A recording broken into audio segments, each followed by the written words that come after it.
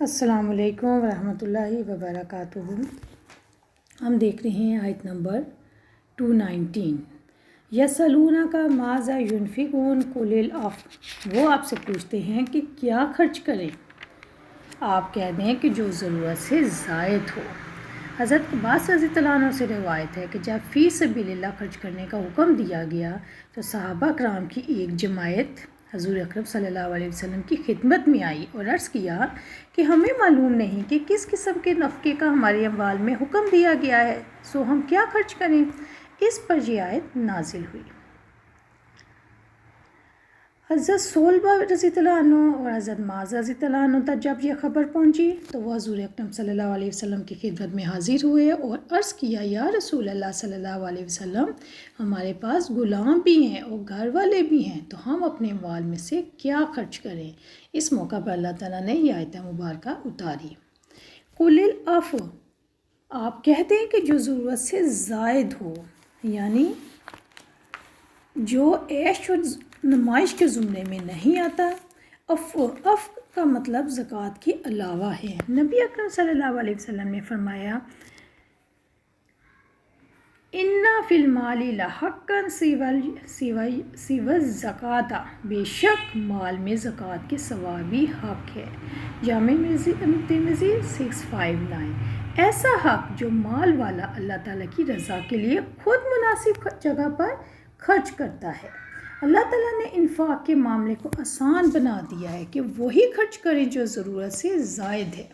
اس حکم سے مالدار اور فقیر سب کو خرچ کرنے کا موقع مل جاتا ہے، خواہ کھجور کا ایک ٹکڑا ہی ہو۔ نبی اکرم صلی اللہ علیہ وسلم سے روایت ہے کہ مروی ہے کہ بہترین صدقہ وہ ہے جو اپنی ضرورت پوری ہونے کے بعد ہو، اور ابتدا اس آدمی سے کرو جس کی کفالت تمہارے ذمہ ہے۔ بخاری 1426۔ یعنی صدقہ کیا ہے؟ بیوی بچوں پر، گھر والوں پر خرچ کرنا بھی صدقے کے برابر ہے اور اس کے برابر ہی ثواب ملے گا، اس لیے پہلے گھر والوں سے خرچ کرو۔ پہلے اکثر لوگوں کو یہ دیکھا گیا کہ وہ اپنی ذات پہ تو بہت پیسہ لگاتے ہیں لیکن گھر والوں کو ترسا کے دیتے ہیں، تو اس حدیث کی روح سے یہی بتایا جا رہا ہے کہ گھر والے تمہارے کفالت میں ہیں، ان کا زیادہ حق ہے۔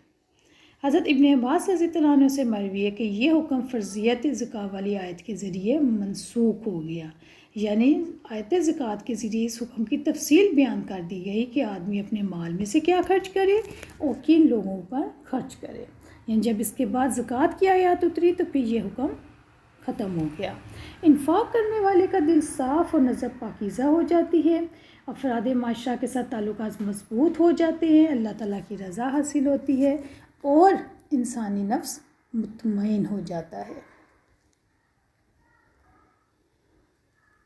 کذالک یبین اللہ لکم الآیات لعلکم تتفکرون، اللہ تعالیٰ اسی طرح تمہارے لیے آیات کو کھول کر بیان کرتا ہے، حق و صحیح و غلط، حلال حرام کا فرق بیان کرتا ہے۔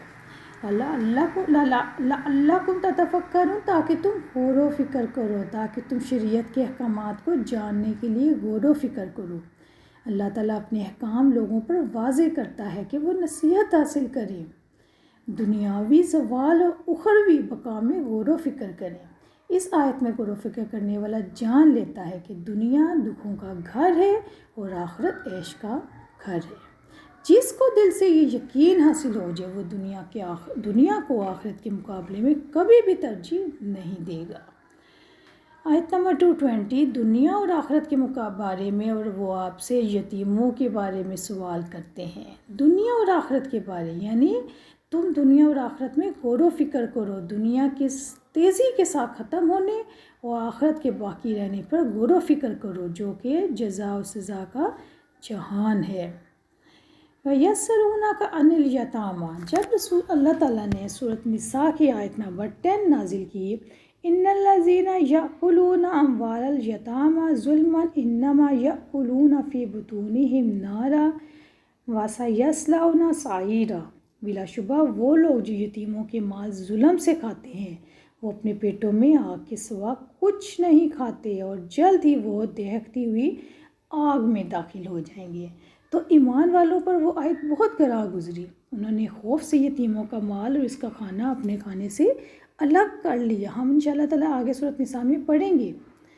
صحابہ کرام نے رسول اکرم صلی اللہ علیہ وسلم سے سوال کیا تو اللہ تعالیٰ نے فرمایا کل اصلاح لہم خیر. آپ کہہ دیں ان کے لیے کچھ نہ کچھ سنوارتے رہنا بھلائی کا کام ہے. اصل مقصد کیا ہے؟ یتیم کے مال کی اصلاح اور حفاظت. اگر یتیم کا مال دوسرے مال میں اس طرح ملا لیا جائے کہ یتیم کے مال کو نقصان نہ پہنچے تو جائز ہے، جیسے بھائی مل جل کر رہتے ہیں. اصل معاملہ نیت اور عمل کا ہے. اسی لیے کہا جا رہا ہے کہ ان تخالطہم فاخوانکم، اگر تم انہیں ساتھ ملا لو تو تمہارے بھائی ہیں. واللہ یعلم المفسد من المصلح، اللہ تعالیٰ کو تو خوب معلوم ہے کس کی نیت اصلاح کی ہے اور کس کی نیت میں فساد ہے. اللہ تعالیٰ نے سمجھایا ہے کہ یتیموں کے ساتھ اس نے سلوک کرتے ہوئے جو اللہ تعالیٰ کی پکڑ کا ڈر آپ کے دل میں ہے وہ دل اللہ تعالیٰ کے سامنے کھلے ہوئے ہیں. اگر دل کے اندر بگاڑ ہے تو اللہ اس کو بھی جانتا ہے، اگر دل پاک ہے تو اللہ تعالیٰ سے وہ بھی چھپے ہوئے نہیں. لہٰذا آپ یتیموں سے حسن سلوک جاری رکھیں. وَلَوْ شَاءَ اللَّهُ لَأَعْنَتَكُمْ، اور اگر اللہ تعالیٰ چاہتا تو یتیم کے معاملے میں تمہیں مشقت میں ڈال دیتا، تم گناہ گار ہو جاتے. یعنی اصلاح و بہتری کی غرض سے بھی ان کا مال اپنے مال کی ملانے کی اجازت اگر اللہ تعالیٰ نہ دیتا تو ہم لوگ تو مشقت میں پڑ جاتے. اس لیے کہا جا رہا ہے کہ ضرورت کے وقت تم ملا سکتے ہو لیکن اپنی نیت ٹھیک رکھو. ان اللہ عزیز الحکیم، یقیناً اللہ تعالیٰ عزیز ہے، سب پہ غالب ہے، کمال درجے کا غلبہ رکھتا ہے، لیکن وہ الحکیم بھی ہے. وہی فعل انجام دیتا ہے جس کا تقاضا اس کی حکمت کرتی ہے. اللہ تعالیٰ کے احکامات اور اس کی افعال اس کی حکمت کے تابع ہوتے ہیں. وہ اسی چیز کا حکم دیتا ہے جس میں فائدہ غالب ہو اور اسی سے روکتا ہے جس کا نقصان غالب ہو. اسی لیے یتیموں کے بارے میں بھی طرز عمل یہی ہے اسلام کا کہ ان کے لیے جس طرز عمل میں بھلائی ہے وہ اختیار کرنا بہتر ہے، اور اگر اپنا اور یتیموں کا خرچ اور رہن سہن مشترک رکھیں تو اس میں بھی کوئی مذائقہ نہیں. اللہ تعالیٰ اپنے صفت عزیز کے ذریعے سے سب پر غالب ہے. اس صفت کے ذریعے سے بتا رہے ہیں کہ اگر تم یتیموں پر آج غلبہ رکھتے ہو تو تمہارے اوپر اللہ تعالیٰ بھی غالب ہے. اللہ تعالیٰ بھی غلبہ رکھنے والا ہے. اللہ کے ہر حکم میں حکمت ہے، اور یقیناً یتیموں کے ساتھ بھلائی میں ان کے لیے تو فائدہ ہے، لیکن اللہ تعالیٰ علیم کا بھی شعور دلاتا ہے کہ اللہ تعالیٰ اصلاح کرنے والوں کو بھی جانتا ہے اور فساد کرنے والوں کو بھی جانتا ہے. اللہ تعالیٰ ہمیں دین کی صحیح سمجھ عطا فرمائے. السلام علیکم ورحمۃ اللہ وبرکاتہ. سبحانک اللہم و بحمدک، اشہد ان لا الہ الا انت، استغفرک و اتوب الیک.